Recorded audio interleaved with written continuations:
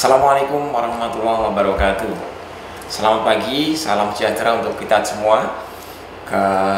Alhamdulillah kita bisa ketemu lagi pada kuliah pemulihan tanaman, kuliah yang ke-6. Pada kuliah ini nanti akan ada dua materi, yaitu materi 1 tentang pengembangan ideotype dan pemilihan tetua, kemudian materi yang kedua di slide kedua yaitu tentang persilangan buatan. Baik, untuk yang pengembangan ideotype tanaman, konsep ini pertama dikenalkan oleh Donald pada tahun 1968. Konsep ini dikenalkan maksudnya adalah bahwa kegiatan pemuliaan harus diupayakan untuk menghasilkan suatu varietas di mana bagian yang mempunyai nilai ekonomis porsinya lebih besar dari bagian yang tidak mempunyai nilai ekonomis. Jadi suatu varietas yang berproduksi tinggi tetap akan dianggap tidak ideal jika bagian tanaman yang tidak produktif masih terlalu besar dibanding bagian tanaman yang produktif atau bagian tanaman yang akan dimanfaatkan, karena bagian yang tidak produktif itu nantinya akan dibuang. Jadi bagian yang dimanfaatkan harus lebih besar porsinya daripada bagian tanaman yang tidak dimanfaatkan. Itu yang tipe ideal. Nah, dasar penentuan tipe ideal atau ideotype suatu varietas atau suatu genotype adalah dengan diukur indeks panennya. Nah, contohnya ini pada pemulihan tanaman padi, ya. Bisa kita lihat bahwa pada tahun 1970-an batang yang padi yang diinginkan itu batang tanaman padi yang tinggi. Tapi pada perkembangan berikutnya, pada padi tipe modern yang diinginkan justru padi yang tidak tinggi tapi yang pendek. Perkembangan lebih ke kini lagi, yang dianggap ideal adalah batang padi yang pendek dan kuat gitu. Tingginya maksimal 100, jadi tingginya antara 80 sampai 100 meter. Ya, 100 cm, maaf.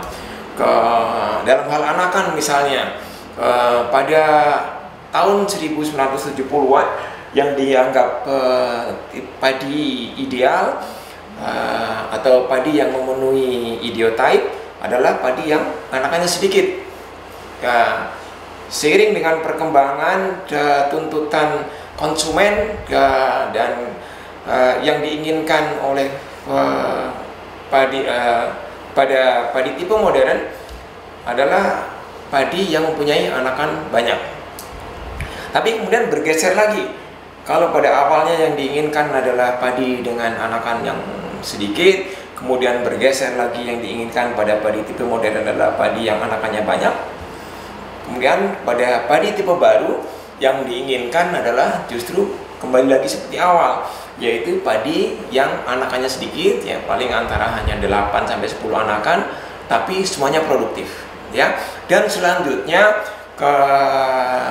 dalam hal daun, dalam hal malai, umur, pupuk dan sebagainya. Jadi ada tipe-tipe ideal yang diinginkan yang selalu dikaitkan dengan indeks panen, gitu. Kita harus paham betul bahwa kunci sukses pemulihan tanaman adalah pemilihan tetua yang tepat, ya. Apabila tetua yang akan digunakan dalam persilangan itu tidak mempunyai materi genetik yang dibutuhkan oleh pemulia untuk menghasilkan varietas dengan ideotype-nya, maka peluang untuk mendapatkan varietas baru dengan karakter-karakter yang diinginkan, maka kemungkinannya menjadi sangat-sangat kecil kalau tidak bisa dikatakan menjadi nol. Jadi sekali lagi, pemilihan tetua itu sangat-sangat penting. pastikan bahwa tetua yang dipilih untuk nantinya disilangkan itu mempunyai karakter-karakter yang akan diwariskan dalam varietas-varietas yang akan dihasilkan nantinya. Ya, pastikan dulu bahwa varietas tetuanya mempunyai karakter yang diinginkan pada seperti yang akan dipunyai pada varietas ideotype yang menjadi target nantinya. Oke. Nah, hal yang juga harus diperhatikan adalah bahwa pada saat kita memilih tetua untuk disilangkan, tentu saja kita melihat karakter yang dimilikannya. Nah, karakter yang dimiliki itu ada dua, karakter kualitatif dan karakter kuantitatif, di mana masing-masing itu berbeda karakteristiknya dan berkonsekuensi pada metode pemulihan tanaman. Jadi harus paham betul ini karakter kualitatif atau karakter kuantitatif nih, ya. Sebagai pertimbangan bahwa karakter kualitatif, ya, lebih mudah untuk dievaluasi dibanding karakter kuantitatif, atau karakter kualitatif itu lebih mudah diseleksi karena apa yang Anda lihat itulah genetik yang sebenarnya. Jadi what you see, what you get, gitu ya. Perbedaan fenotip menunjukkan perbedaan gen. Tidak ada pengaruh lingkungan terhadap karakter-karakter kualitatif. Ya, penampilan fenotip itu murni dikendalikan oleh faktor genetik. Sebaliknya, pada karakter kuantitatif kita harus hati-hati. Seorang pemulia harus sangat hati-hati pada saat melakukan evaluasi terhadap fenotip yang dikendalikan oleh gen-gen yang untuk sifat-sifat yang kuantitatif yang biasanya dikendalikan oleh banyak gen. Karakter-karakter yang bersifat kuantitatif, fenotipnya sangat dipengaruhi oleh kondisi lingkungan. Nah, ini yang harus sangat hati-hati. Jadi pada lingkungan yang berbeda, maka penampilan fenotipnya akan berbeda. Ya, tanah kalau misalnya jumlah anakan misalnya itu dipengaruhi oleh itu adalah karakter kuantitatif, maka mungkin pada tanah yang kesuburannya berbeda, maka jumlah anakannya berbeda. Ya.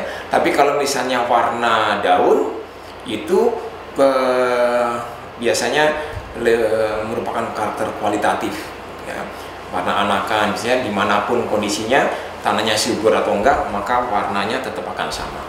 Baik, kita lanjutkan tentang bagaimana kita memilih tetua persilangan.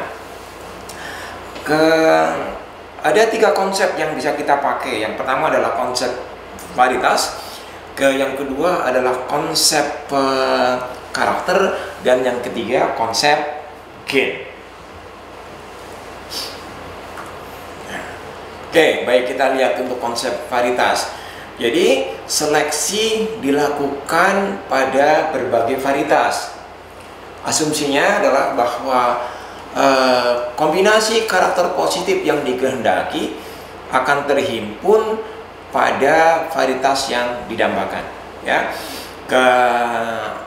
konsep varietas digunakan pada awal program penelitian pemuliaan yang belum banyak memiliki informasi mengenai karakter dan kendali genetik karakter yang penting yang diperlukan. Jadi keberhasilan pemilihan tetua menggunakan konsep varietas ini tergantung pada besarnya jumlah pasangan-pasangan tetua yang disilangkan. Dan peluangnya biasanya tidak sebegitu menggembirakan dibanding konsep pemilihan tetua berdasarkan yang nantinya akan kita pelajari tentang berdasarkan karakternya ataupun berdasarkan gennya. Baik, lanjut. Yang kedua adalah memilih tetua karena kita melihat karakter yang dimiliki oleh suatu varietas. Jadi kita tidak memilih sekedar varietasnya, tapi kita melihat varietas ini mempunyai sifat apa, ya. Pemilihan tetua menitik beratkan pada pengetahuan pemulia tentang karakter-karakter yang akan dihimpun dalam varietas idiotip yang dituju. Jadi pada saat memilih tetua, ya, seorang pemulia sudah menentukan dulu nanti varietas yang akan dihasilkan. Kalau saya melakukan persilangan, itu karakternya apa saja yang saya harapkan ada. Idiotip seperti apa yang akan ada pada varietas yang dihasilkan. Nah, kalau sudah men-setting itu, maka kemudian ditarik mundur untuk melihat atau menyeleksi tetua-tetua yang akan dipakai dalam persilangan. Nah, dengan cara ini, besarnya peluang keberhasilan akan ditentukan oleh sejumlah karakter yang akan dihimpun secara simultan pada suatu varietas yang idaman seorang pemulia. Logikanya, kalau sifat unggul yang ingin ada pada varietas yang dihasilkan nantinya itu tidak kelewat banyak, itu maka tingkat keberhasilannya akan lebih tinggi daripada kalau pemulia menginginkan banyak sekali karakter unggul terkumpul pada varietas yang dihasilkan. Itu akan lebih sulit karena mencari tetua yang akan dipakai akan jauh lebih sulit. Jadi diharapkan pemulia itu tidak terlalu banyak atau ingin terlalu banyak mengumpulkan sifat unggul pada satu varietas yang dihasilkan. Tahan kering, produksinya tinggi, segala macam ingin dikumpulkan, saya kira ideal memang, tapi barangkali ini menjadi sulit dicapai dalam satu program perakitan varietas tanaman. Yang kedua adalah memilih tetua dengan melihat karakternya. Dalam konsep ini, pemulia diharapkan menentukan prioritas terhadap karakter-karakter yang akan dihimpun dalam suatu genotip yang dihasilkan. Penentuannya bisa berdasarkan karena kepentingan ekonomi, karena estetika, atau karena pesanan atau preferensi konsumen, ya. Hal yang harus dipertimbangkan juga bahwa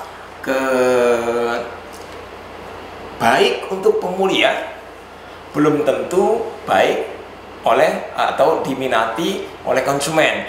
Jadi seorang pemulia harus melihat betul bahwa karena nantinya kan pemulia itu menciptakan atau merakit suatu varietas akan ditawarkan kepada petani untuk dipakai.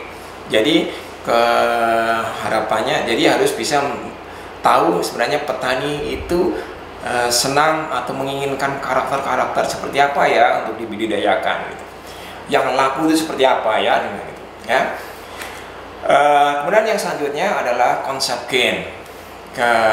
Dalam konsep ini, pemilihan tetua yang akan disilangkan didasarkan pada pengetahuan tentang konstitusi genetik karakter yang akan dituju. Lebih dalam lagi, tidak hanya sekedar karakternya, tapi lebih pasti lagi bahwa saya ingin gen ini yang ada, walaupun memang karakter itu juga dikendalikan oleh gen. Jadi sumber informasi tentang basis genetik berbagai karakter spesies tanaman itu sangat penting untuk diketahui oleh seorang pemulia. Biasanya menggunakan atau dengan menggunakan referensi-referensi publikasi yang sudah ada, kan? Atau pemulia menggunakan pemahamannya atas koleksi-koleksi yang dia miliki. Dia tahu biasanya kalau pemulia mempunyai koleksi Plasmanutua, dia tahu persis bahwa galur ini atau varietas ini atau genotip ini mempunyai gen ini dan seterusnya. Biasanya itu yang dimaksud dengan konsep gen. Selain hal tadi yang sudah kita diskusikan bersama, yang juga penting untuk diperhatikan adalah bahwa seorang pemulia dalam pemilihan tetua untuk nantinya disilangkan, ada hal lagi yang harus dipertimbangkan. Yang pertama adalah ke karakter yang akan dikembangkan itu seperti apa atau karakter apa. Kemudian yang kedua, pewarisan karakter yang akan dikembangkan. Jadi karakternya itu mempunyai pola pewarisan apa. Kemudian yang ketiga, identifikasi keberadaan sumber-sumber plasmanuta yang membawa gen-gen pengendali karakter tersebut. Oke, sekarang kita melihat tentang bagaimana tentang karakter yang akan dikembangkan.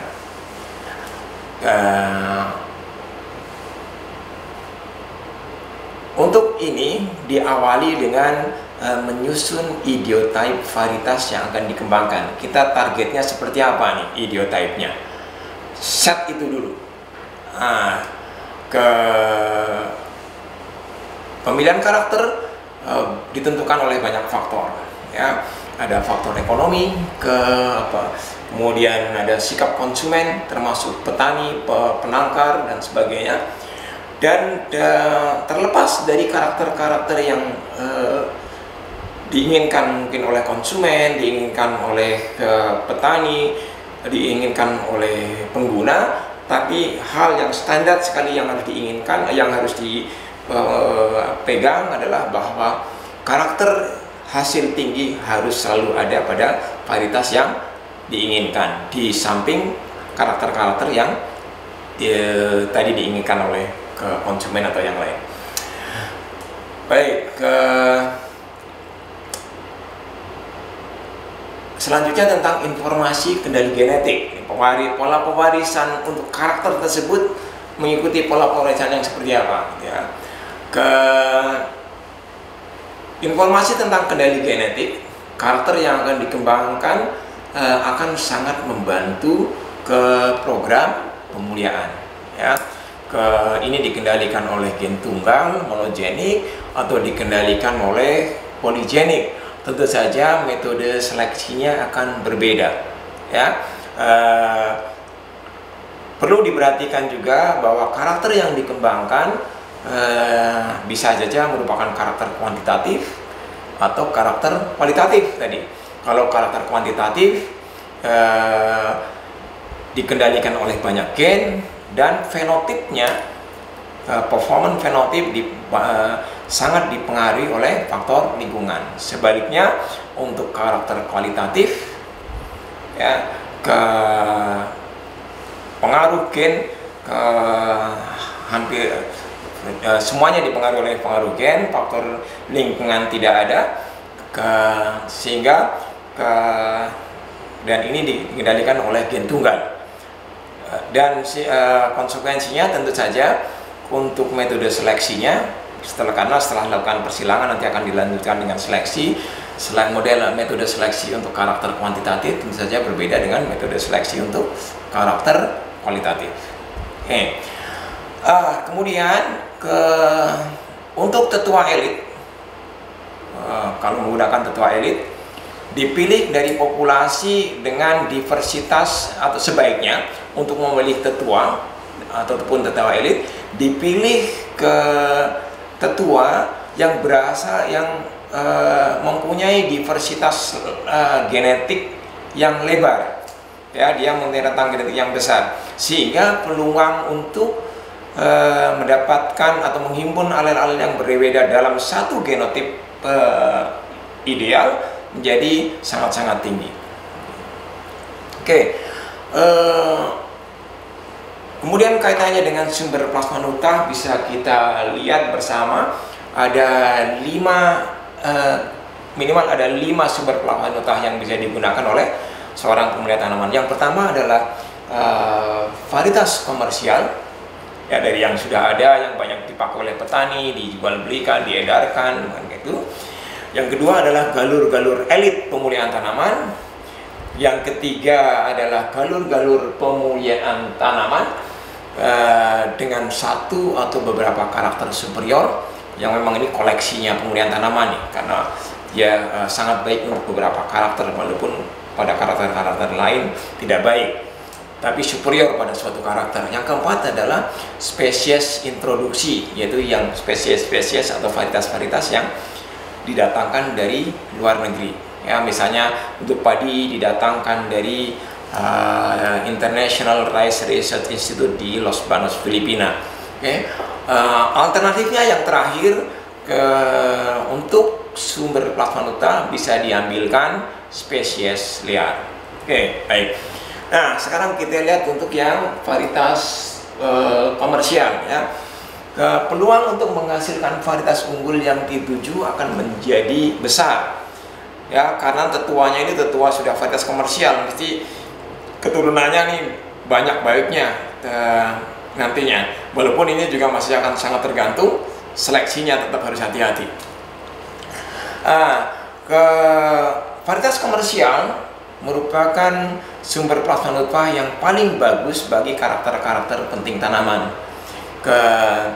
Umumnya para pemulia menggunakan varietas komersial ini sebagai bahan untuk program pemuliaannya.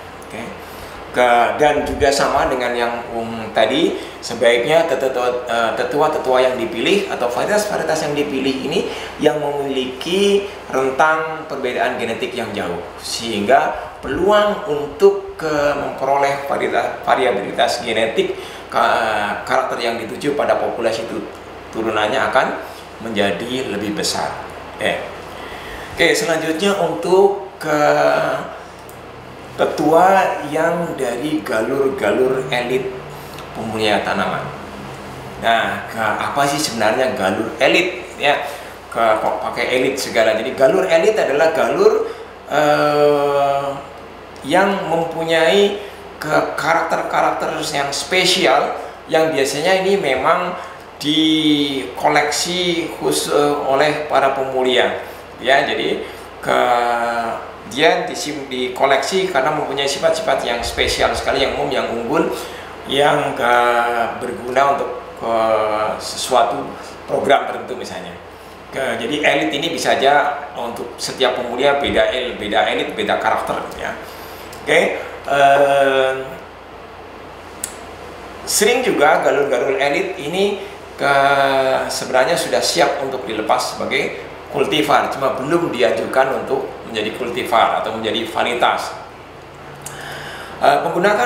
Penggunaan galur-galur elit sebagai tetua akan meningkatkan potensial kemajuan genetik yang diperoleh di setiap generasi.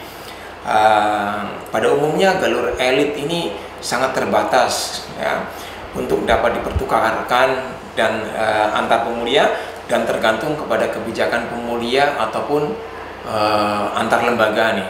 Karena ini koleksi khusus, kadang-kadang ada yang tidak mau berbagi atau share galur-galurnya karena ini mempunyai karakter khususnya yang harus diperhatikan itu. Baik,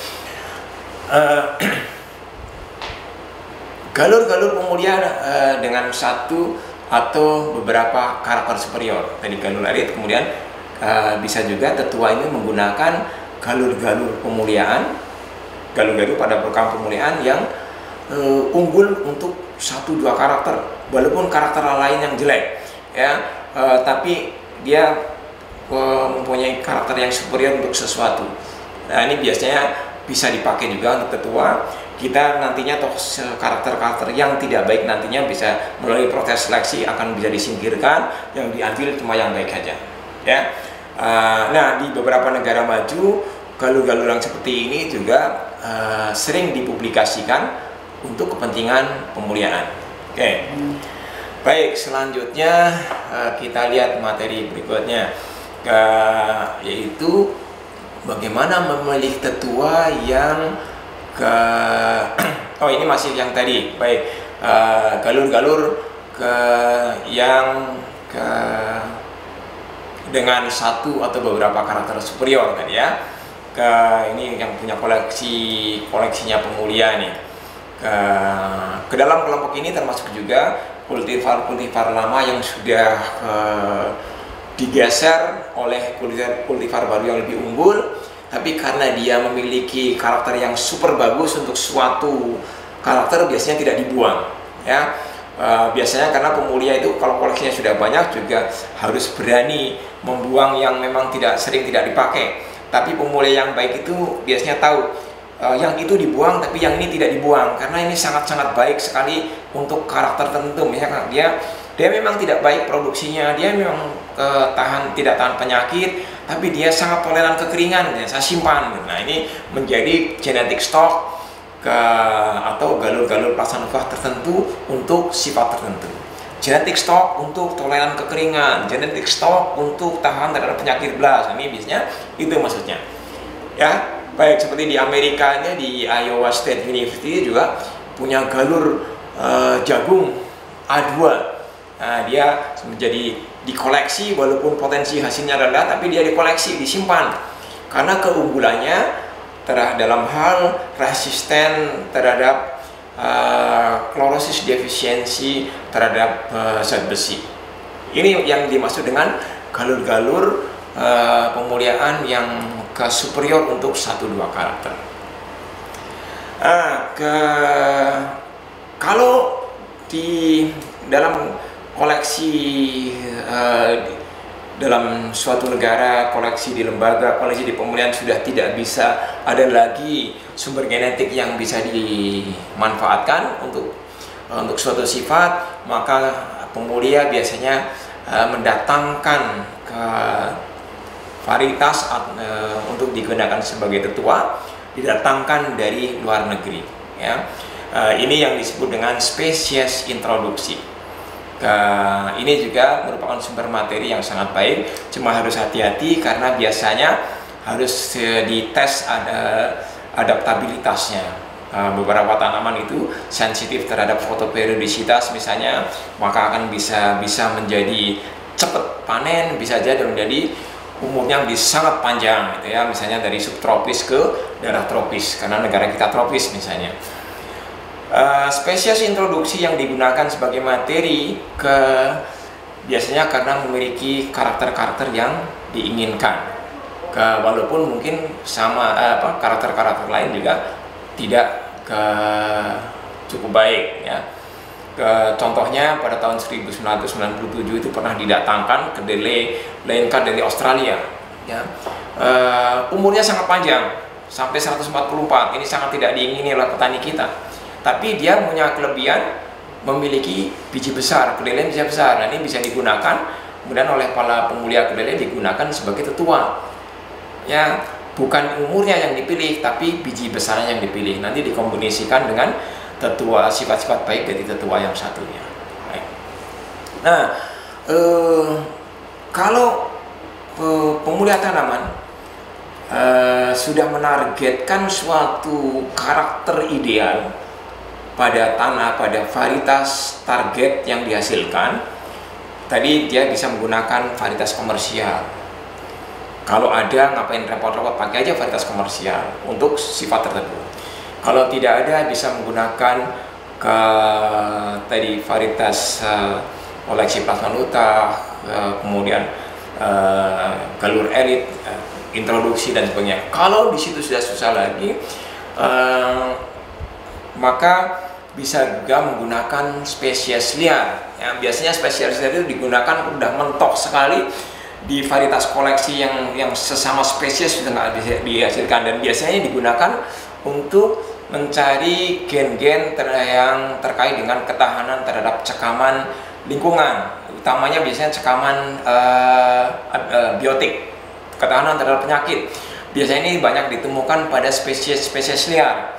Nah, sementara di varietas spesies atau varietas budidaya sudah nggak ada lagi gen ketahanan terhadap penyakit tertentu. Nah, kalau seperti ini maka pemulia alternatif terakhirnya menggunakan spesies liar. Jadi menghilangkan antara spesies tanaman yang sudah dibudidayakan dengan spesies liarnya. Nah, tentu saja ini proses persilangannya tidak akan semulus atau semudah kalau persilangan sesama spesies. Kalau jagung misalnya Zeamais dengan Zeamais, kalau padi Oryza sativa dengan Oryza sativa, biasanya tingkat keberhasilannya tinggi. Tapi kalau saya menyilangkan spesies yang sudah dibudidayakan, Oryza sativa saya silangkan dengan Oryza nivara yang merupakan spesies liar padi, maka keberhasilan persilangan biasanya menurun rendah, sering gagal. Tapi ada cara untuk membuat bagaimana proses persilangan menggabungkan dua sifat dari Oryza sativa dengan Oryza nivara tetap berhasil. Oke. Penggunaan spesies liar sebagai salah satu tetua dalam program pemulihan memerlukan pengetahuan dan teknologi hibridasi yang spesifik, ya, termasuk juga pengetahuan mengenai wilayah sumber keragaman Pasanuta. Oke, baik. Saya kira itu yang bisa saya sampaikan untuk materi yang pertama. Nanti kita ke break dulu sebentar untuk kemudian kita lihat materi yang kedua, yaitu tentang persilangan badan. Terima kasih, silakan break dulu.